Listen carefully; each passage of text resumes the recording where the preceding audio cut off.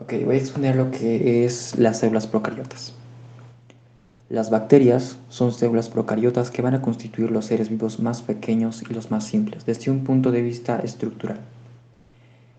Bueno, partiendo desde la definición de que la principal diferencia entre las células eucariotas y procariotas es la compartimentación que la célula eucariota posee. Como ejemplo, la envoltura nuclear, que va a contener el material genético dentro de un sitio específico de la célula. Las células procariotas, en cambio, lo tienen disperso, incluso en contacto libre con lo que son los ribosomas, para una mayor facilidad de lo que es la síntesis de proteínas, ¿no? Ya. Otro punto importante es que las bacterias o células procariotas se van a encontrar de manera pues, cosmopolita, sobre toda la faz de la Tierra. Al igual que en el interior o sobre la superficie del cuerpo de las células pluricelulares. Aquí incluimos al ser humano. Y podemos partir de aquí diciendo que son muy pocas las bacterias que van a causar enfermedad en el ser humano comparado con el porcentaje total de la existencia, ¿no? De las diferentes especies. La mayoría son inofensivas y algunas llegan a ser beneficiosas para algún tipo de industria, incluso para la farmacéutica. La forma de las bacterias es diversa. Algunas son esféricas y se van a denominar cocos. Algunas son más alargadas, se denominan bacilos. Otras tienen formas helicoidales y son más móviles y se denominan espirilos. Esto en cuanto a su forma, que va a venir a ser determinada por lo que es la pared bacteriana. ¿Sí? Ya que es rígida y va a estar sobre la membrana plasmática, le va a dar la forma. También tiene una división con respecto a la agrupación que posee, por ejemplo, una cadena de cocos se va a denominar streptococos, solamente dos cocos, diplococos, ¿no? En los bacilos, lo mismo. Ya una agrupación como en racimo se denomina estafilococos, pero eso ya es otro tema. Ya. Ahora, la estructura de las bacterias es simple a pesar de su diversidad y complejidad metabólica. Bueno, la estructura de la bacteria no está así porque sí, sino cada estructura que se ha estudiado en- y que ha trascendido tiene importancia fisiológica con respecto a su metabolismo, pero más a su patogenia, si nos referimos más a las bacterias que causan enfermedad. Por ejemplo, la membrana plasmática es un componente que no difiere de las células eucariotas, es básicamente lo mismo, los fosfolípidos, las proteínas de membrana, etcétera. Bueno, tienen algunas diferencias, ¿no? Pero estructuralmente en general es lo mismo. La pared bacteriana está formada por peptidoglicano, ¿no? Y que está formado por N-acetilmurámico, N-acetilglucosamina y tiene cadenas proteicas que las unen, ¿no? Es muy importante porque hay muchos fármacos que van a ir contra este componente de las bacterias, si nos referimos a bacterias patógenas, ¿no? Ya. También es importante lo que son los flagelos. Los flagelos son lo que le dan la motilidad a las bacterias. Es importante igual eso porque hay muchas bacterias que no poseen esta motilidad y que su patogenia o virulencia se debe a otros componentes que igual son importantes. Eso es lo que le va a dar la movilidad, como dice aquí. Y también tenemos otro componente muy importante que son fimbrias, que posteriormente vamos a ver que hay fimbrias de dos tipos, ¿no? Que son fibras de adhesión, que sirven para unirse a ciertos receptores, y fimbrias que van a participar en la transferencia unidireccional de ADN entre las células bacterianas. ¿Sí? Algo que es importante aclarar sobre la pared bacteriana es que va a dividir en dos grupos muy importantes a las bacterias, en lo que son las bacterias gram positivas y las bacterias gram negativas.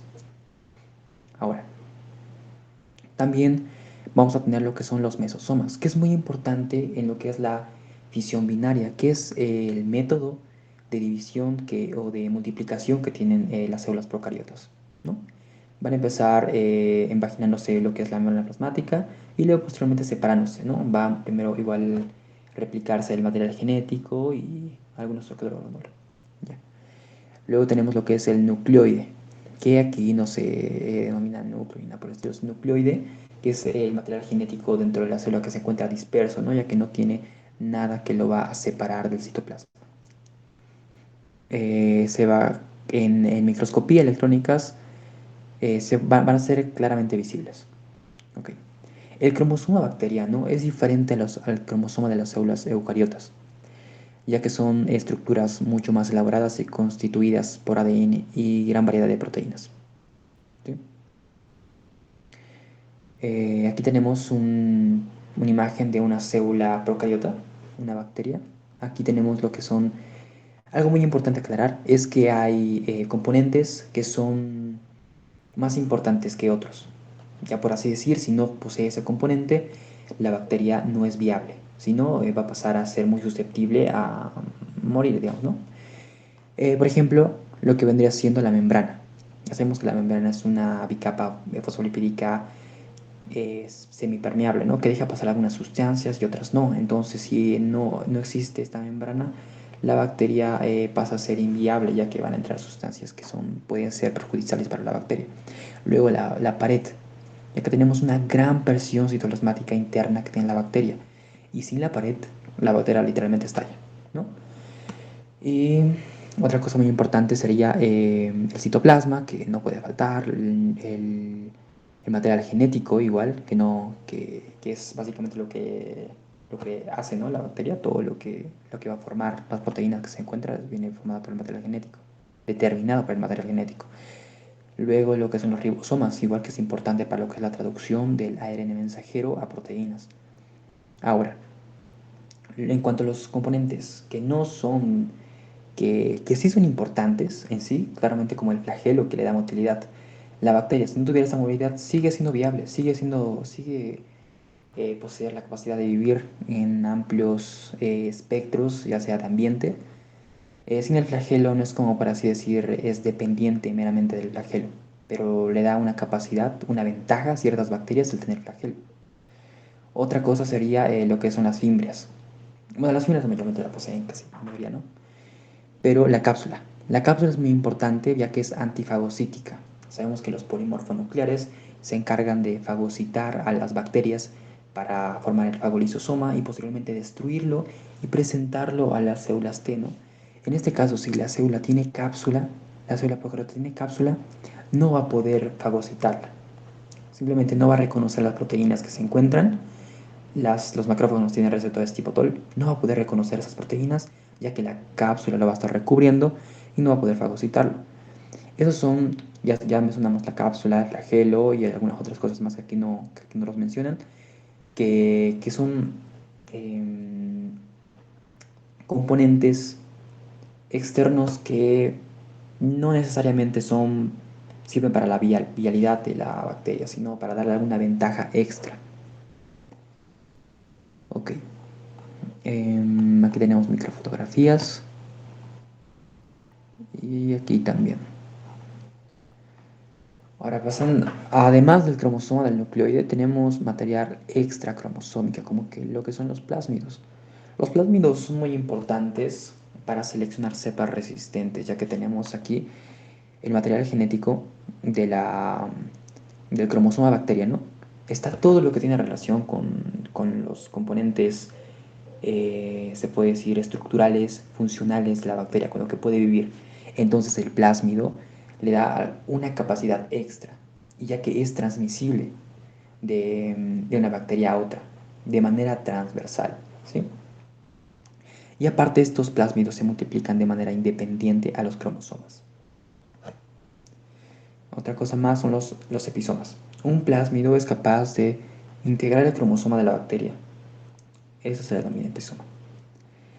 Luego tenemos lo que son los transposones, son como tipo genes saltarines. Literalmente están, digamos, tenemos al cromosoma en una posición, en un brazo, digamos, tiene un brazo superior, inferior y derecho, izquierdo, ¿no? Entonces va a pasar de una porción a otra porción.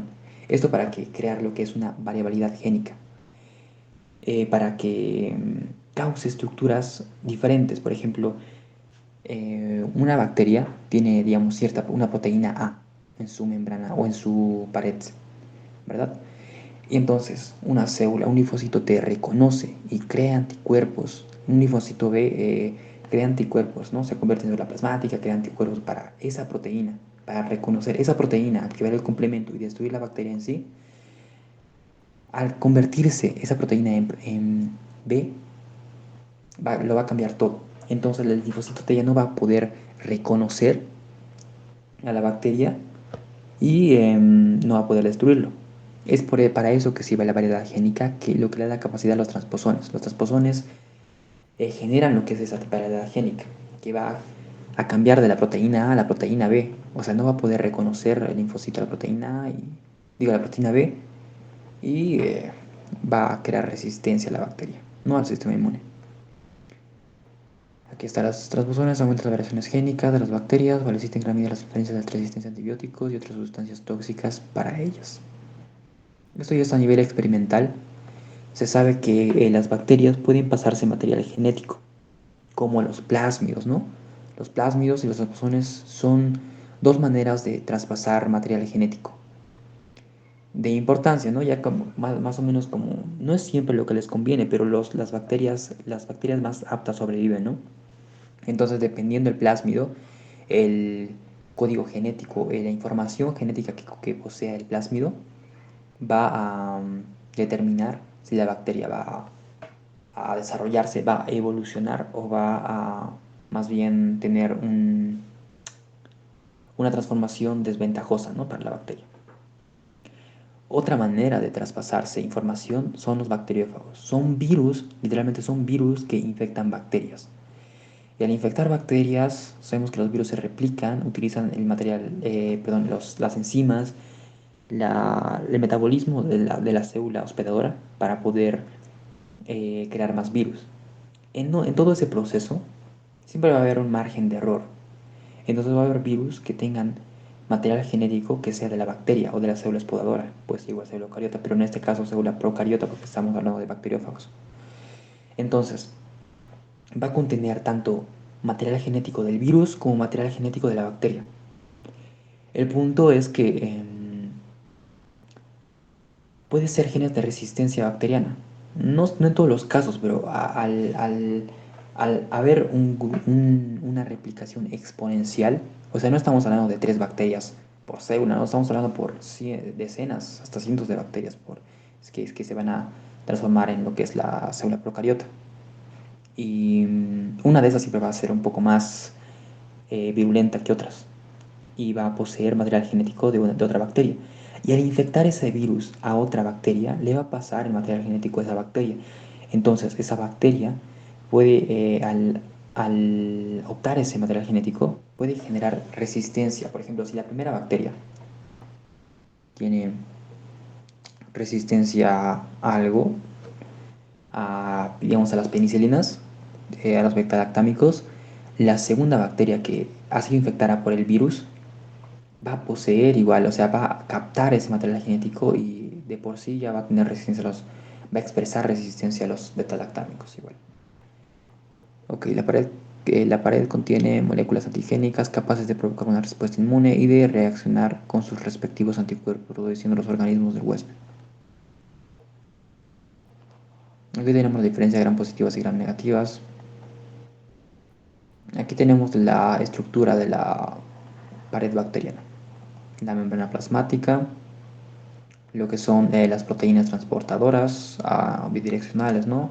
Las proteínas integrales de membrana que se encuentran a un lado o al otro, el peptidoglicano, de S-acetilglucosamina y N-acetilmurámico, una lipoproteína. Esta es una bacteria gram negativa, ¿sí? Porque tiene dos membranas plasmáticas, una interna y una externa. Pero no es igual, la membrana externa tiene lipopolisacárido, que es una endotoxina. Las gram positivas no poseen esta membrana, solamente tienen una capa de peptidoglicano más extensa, se puede decir hasta aquí, incluso un poco más. Este lipopolisacárido tiene capacidad antigénica, o sea que activa el sistema inmune para que vaya en contra de la bacteria. Incluso, pero esto solamente se libera cuando la bacteria muere, se podría decir, ¿no? Tenemos la cápsula y eso.